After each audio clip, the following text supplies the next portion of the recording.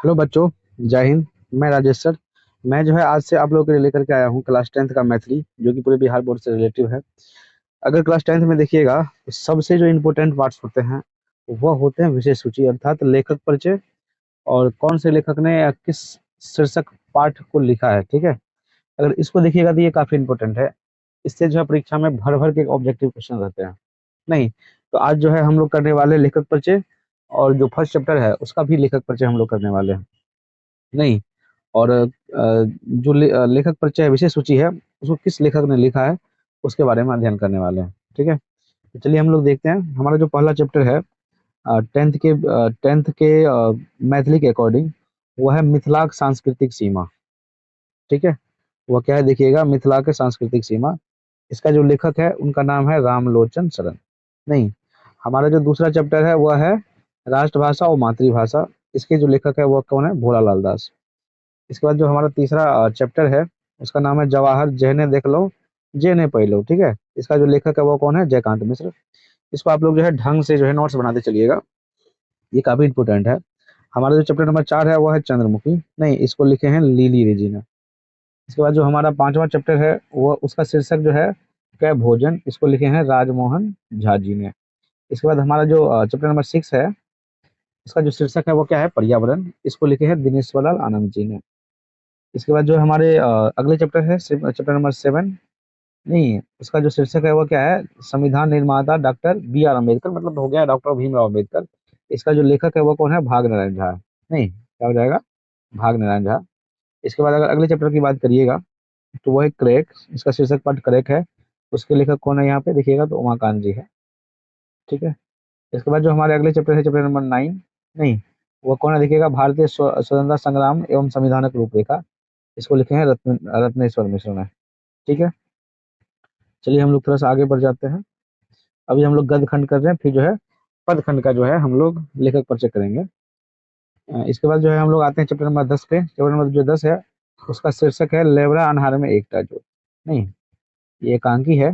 ये जो है क्या है, लेवरा अनहार में एकता जोत। इसका जो लेखक है वो है महेंद्र मलंगिया। नहीं, इसके बाद अगर आइएगा चैप्टर नंबर 11 पे, तो चैप्टर नंबर 11 का शीर्षक पाठ क्या है, बाबा का नियता। इसको जो लेखक है वो कौन है, अशोक है। और चैप्टर नंबर 12 की बात करिएगा तो इसका शीर्षक क्या है, भरछिपा भात। इसके जो लेखक है वो कौन है, बी भैरानी है। ठीक है। तो हम लोगों ने गद्य खंड पढ़ा। इसको देखिएगा तो लगभग 3 खंडों में बांटा गया है, गद्य खंड, पद्य खंड और पद खंड, और एक वाक्य विलास खंड है। उससे कम प्रश्न पूछे जाते हैं।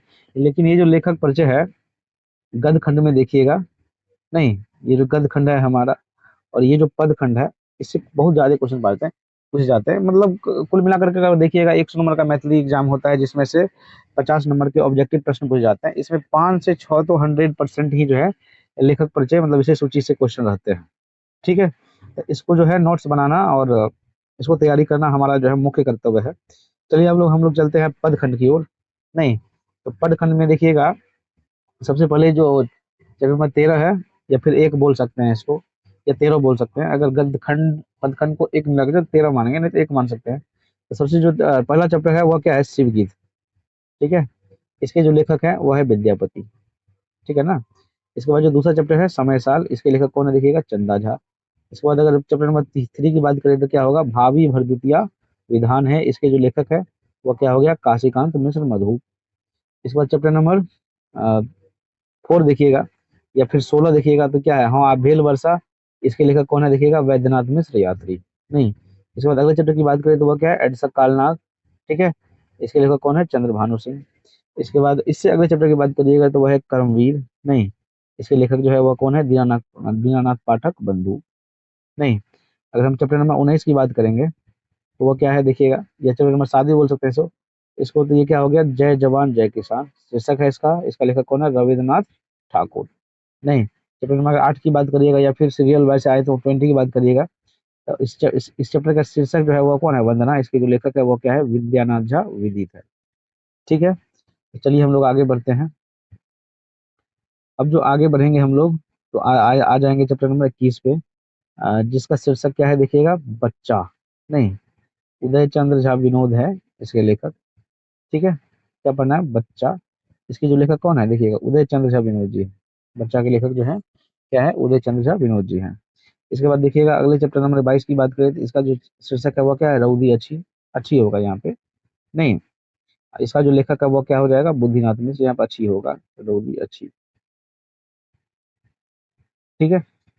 इसके बाद देखिएगा अगले शीर्षक जो है वो क्या है, हाथ, नहीं, इसके जो लेखक है वो कौन है, सुकांत सोम है, ठीक है। इसके बाद अगले चैप्टर, बात करिएगा अगले चैप्टर की, तो वो क्या है, इसका जो शीर्षक है वो है माँ, इसके लेखक हैं तारानंद वियोगी, ठीक है। तो कुल मिला के हम लोगों ने 22 चैप्टर के बारे में पढ़ा, 22 चैप्टर का शीर्षक भी देखा और उसके लेखक भी देखा, ये परीक्षा के दृष्टिकोण से काफी इंपॉर्टेंट है, नहीं। आप लोग अगर मैथिली शुरू कर रहे हैं तो सबसे पहले क्या करिए, प्रथम पृष्ठ जो होता है उसे पूरे लेखक परिचय लिख लीजिए, नहीं, शीर्षक का नाम लिख लीजिए, उसके लेखक का नाम लिख लीजिए, नोट्स बना लीजिए, इससे 5 नंबर क्वेश्चन तो हमको लग रहा है कि परीक्षा में आएगा, ठीक है। जो 2024 में आप लोग एग्जाम दीजिएगा उसमें हमको लगता है कि इससे 5 नंबर क्वेश्चन तो आएगा, केवल 1 से लेकर के 12 चैप्टर तक, क्योंकि आप कोई भी प्रीवियस ईयर का क्वेश्चन उठा करके देख लीजिए, हर बार ये क्वेश्चन रहता है, नहीं, ठीक है। अब जो है हम लोग एक और खंड दिया है मैथिली में, जिसका नाम है वाग विलास खंड, इसके बारे में भी थोड़ा सा जान लेते हैं, थोड़ा सा अध्ययन कर लेते हैं, ठीक है। चलिए, इसमें जो लेखक की बात करिएगा तो वो आशुतोष झा है, जिसको इसका जो शीर्षक सबसे पहले जान लेते हैं, प्रेमचंद्र, नहीं, प्रेमचंद मतलब बच्चा है, बच्चा को लिखा है प्रेमचंद्र जी ने, इसका हिंदी अनुवाद किया है प्रेमचंद्र जी ने, लेकिन लिखा कौन है, आशुतोष झा ने लिखा है। यहाँ पे इसको, इस पॉइंट को मैं फिर समझाना चाहूंगा, ये जो बच्चा है इसको किसने लिखा है, प्रेमचंद्र जी ने लिखा है, किसने लिखा है, आशुतोष झा ने, लेकिन अगर हिंदी अनुवाद की बात करिएगा तो प्रेमचंद्र जी ने किया है, नहीं। इसी में है एक तेसर जीव, ठीक है, जिसको उड़िया कथा के नाम से भी जाना जाता है, इसको भी अनुवाद किया है किसने, मनोज दास ने, लेकिन लिखा है कि कौन, उपेंद्र जोशी ने। तो ये बात हुई, ये हम लोग शीर्षक और लेखक देख लिए, नहीं। अगर जो है आप फर्स्ट चैप्टर की बात करिएगा तो फर्स्ट चैप्टर क्या है देखिएगा, फर्स्ट चैप्टर है मिथिला का सांस्कृतिक सीमा, नहीं, क्या है देखिएगा, मिथिला का सांस्कृतिक सीमा, इसका जो लेखक है वो कौन है, रामलोचन शरण है।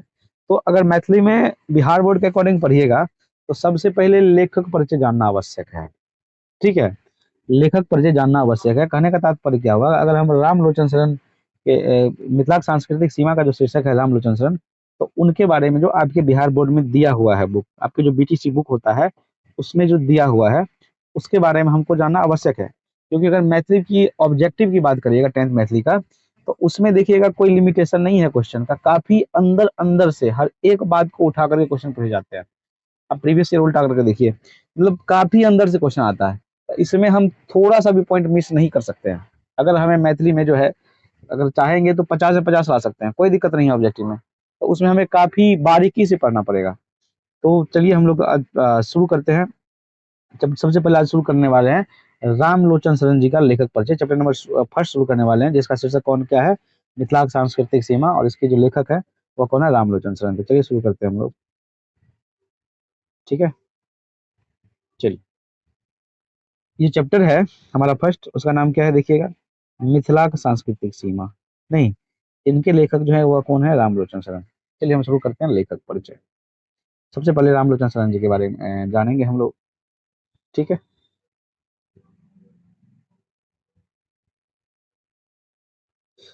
देखिए क्या कह रहा है, कहता है कि रामलोचन शरण मिथिला के गौरव पुरुष छला, नहीं, रामलोचन जो शरण था मिथिला का गौरव पुरुष था। क्वेश्चन ऐसे पूछता है कि रामलोचन शरण जो है मिथिला के केहन पुरुष छला, तो क्या हो जाएगा, गौरव पुरुष छला।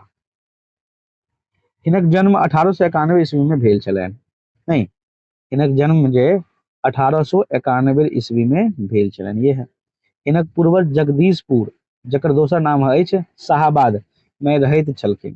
कहने का तात्पर्य क्या हुआ कि ये जो रामलोचन शरण जी है ये मिथिला के गौरव पुरुष थे, ठीक है, और इनका जो जन्म हुआ था वह हुआ था 1891 में, और इनके जो पूर्वज थे, पूर्वज समझते हैं ऐसे माता पिता दादा दादी जो भी हो, ये रहते थे जगदीशपुर में, जो कहाँ है, जगदीशपुर के शाहाबाद में है, नहीं। इसके बाद जो क्वेश्चन है, कह रहा कि 1857 ईस्वी में, कब की बात कर रहा है, 1857 ईस्वी में जे सिपाही विद्रोह भेल, नहीं, यहाँ से भी क्वेश्चन बनता है, ठीक है, ऐसे क्वेश्चन बनता है कि सिपाही विद्रोह कहिया भेल छलन, तो क्या हो जाएगा बोलिएगा, 1857 ईस्वी में। अब ये जितना हम लोग पढ़ रहे हैं सबके क्वेश्चन फॉर्म में, ये चैप्टर खत्म होते ही हम लोग पढ़ने वाले हैं, ठीक है, पूरे क्वेश्चन फॉर्म में पढ़ने वाले हैं।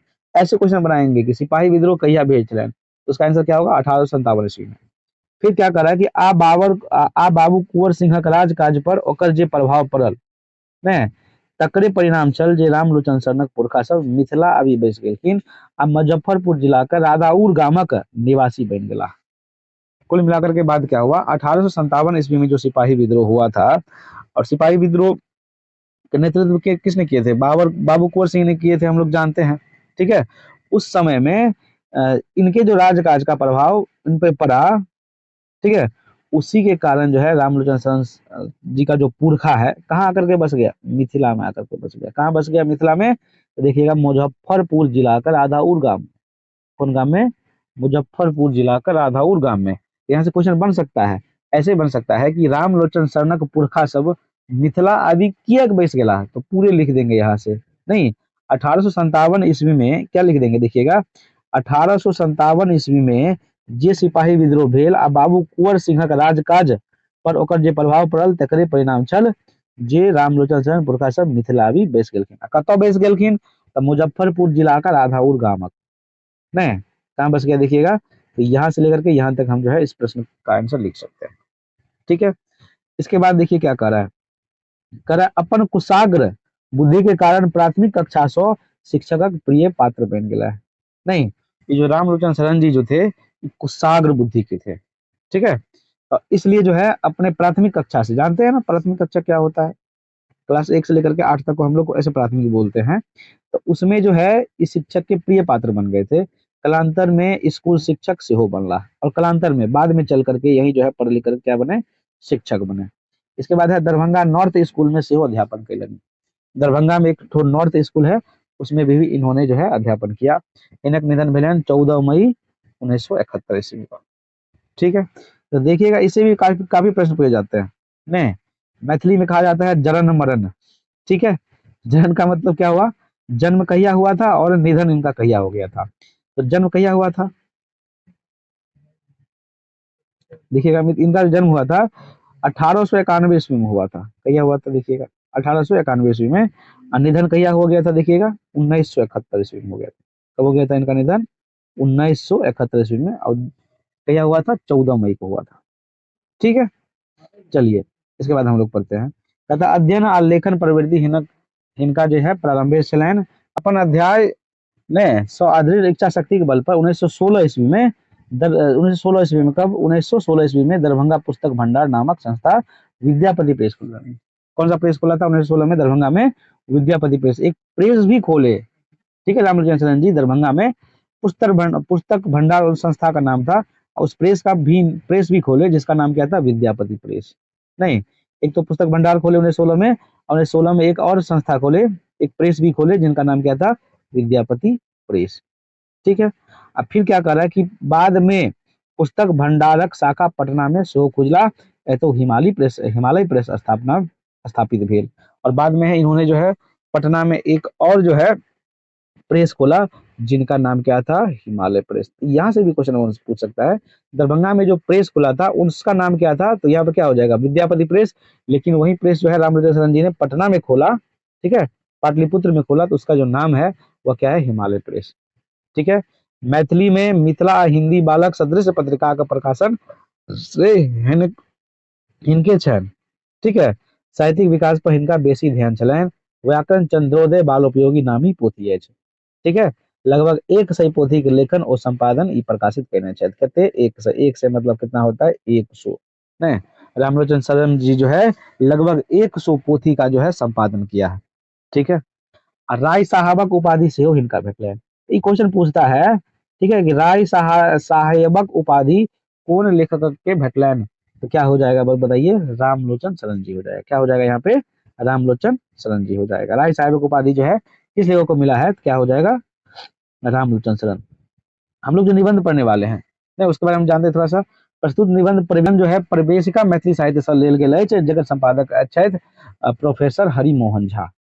नहीं, प्रोफेसर गंगापति सिंह। ई पुस्तक भंडार लहरियासराय दरभंगा में प्रकाशित है। तो ये जो निबंध है मिथिला सांस्कृतिक सीमा, ये जो किससे लिया गया है, तो मैथिली साहित्य से, प्रवेशिका मैथिली साहित्य से लिया गया है। नहीं, जकर संपादक के छथि हरिमोहन झा आ प्रोफेसर गंगापति सिंह। ई पुस्तक भंडार लहरियासराय दरभंगा में प्रकाशित है। ठीक है। यही निबंध में आचार्य मिथिलाक सीमा को उल्लेख कहने चाहिए, ठीक है ना। ये जो निबंध है इसमें आचार्य सब जो है क्या किया है, ये जो मिथिला है उसके सीमा का उल्लेख किया है। विभिन्न शास्त्र पुराण ओ विद्वानक मतक उल्लेख करैत एकर भौगोलिक सीमा निर्धारण कयने छथि। बौद्ध आ जैन धर्मक प्रभावक कारण एकर पश्चिम सीमा घसकि कऽ कनि पूर्व आबि गेल आ पूर्व सीमा कनेक आगू बढ़ि गेल। इसके कारण बौद्ध आ जैन धर्म के कारण विभिन्न कारण मिथिलाक सीमा बृहद विष्णु पुराण आ एतेक धरि जे जॉर्ज ग्रियर्सन समयक मिथिलाक चौहद्दी में अंतर आबि गेल अछि। एहि सब तथ्य ओ कारणक विवेचन रोचक ढंग सँ सोदाहरण एहि निबंध प्रस्तुत अछि। आचार्य रामलोचन शरण मैथिली प्रेमी छलाह, नहि मैथिली सांस्कृतिक रक्षाक लेल सतत सहकांच रहला, तकरे परिणाम अछि प्रस्तुत निबंध। ठीक है, तो अब जो है निबंध हम लोग पढ़ेंगे मिथिला सांस्कृतिक सीमा, जो कि पढ़ेंगे हम लोग नेक्स्ट वीडियो में। ठीक है, तो आज जो है हम लोगों ने क्या पढ़ा, आज जो हम लोगों ने सबसे इंपोर्टेंट पार्ट पढ़ा लेखक परिचय। एक बार फिर से देख लीजिए, लेखक का नाम रामलोचन शरण, विषय सूची क्या हो जाएगा, मिथिला सांस्कृतिक सीमा। दूसरा चैप्टर है वह क्या है, राष्ट्रभाषा और मातृभाषा, इनको लिखा है भोलालाल दास जी ने। तीसरा चैप्टर है वह है जवाहर जैने देख लो जैने पहलो, इसको लिखा है जयकांत मिश्र ने। चौथा चैप्टर जो है चंद्रमुखी, इसको लिखा है लिली रे जी ने। इसके बाद चैप्टर नंबर 5 है, 5 की बात करें तो वह है भोजन, भोजन को लिखा है राजमोहन झा। पर्यावरण की बात करें तो वह क्या है, दिनेश्वर लाल आनंद। इसके बाद है भारतीय संविधान निर्माता डॉक्टर भीमराव अम्बेडकर, इसको लिखा है भाग्य नारायण झा। करेक्ट को लिखा है उमाकांत ने। इसके बाद है भारतीय स्वतंत्रता संग्राम एवं संविधानक रूपरेखा, इसको लिखा है रत्नेश्वर मिश्र ने। लेबरा नहर में एकता इजोत, इसको लिखा है महेंद्र मुलंगिया ने। और इसके बाद है बाबा का आत्मीयता, इसको लिखा है अशोक ने। और इसके बाद क्या है भरी छिपा भात, इसको लिखा है वीभा रानी ने। ठीक है, अगर बात हम पदखंड की करें तो देखिएगा, शिवगीत इसको लिखा है विद्यापति ने। समय साल इसको लिखा है चंदा झा ने। भावी वर्धुतिया विधान है, इसको लिखा है काशीकांत मिश्र मधुप ने। और भेल वर्षा इसको लिखा है वैद्यनाथ मिश्र यात्री ने। ऐसा कालनाग इसको लिखा है चंद्रभानु सिंह ने। क्रमवीर इसको लिखा है ज्ञाननाथ पाठक बंधु ने। ठीक है, चलिए आगे देखते हैं हम लोग। जय जवान जय किसान इसको लिखा है रविन्द्रनाथ ठाकुर ने। और वंदना इसको लिखा है विद्यानाथ झा विदित ने। ठीक है, चलिए आगे बढ़ते हैं हम लोग। इसके बाद देखिएगा बच्चा, ठीक है, इसको लिखा है उदय चंद्र झा विनोद। रोदी अच्छी इसको लिखा है विधुनाथ मिश्र। हाथ इसको लिखा है सुकांत सोम। माँ इसको लिखा है तारा नवी ने। इसी में और हम लोग जानेंगे, आशुतोष झा इसको लिखा है, ये बच्चा इसको लिखा है प्रेमचंद्र जी ने। देखिएगा बच्चा इसको किसने लिखा है, प्रेमचंद्र जी ने। अनुवाद बच्चा जो है बच्चा, बच्चा लिखा है आशुतोष झा ने, अनुवाद किया है प्रेमचंद जी ने। इसके बाद तेसर जी को किसने लिखा है, उपेंद्र जोशी ने। अनुवाद किया है मनोहर दास ने। इस प्रकार से हम लोग जो है पढ़े नहीं। अब हम लोग जो है कल पढ़ेंगे चैप्टर नंबर 1। आज हम लोग पढ़े लेखक परिचय, कल पढ़ने वाले हम लोग मिथिला सांस्कृतिक सीमा के बारे में।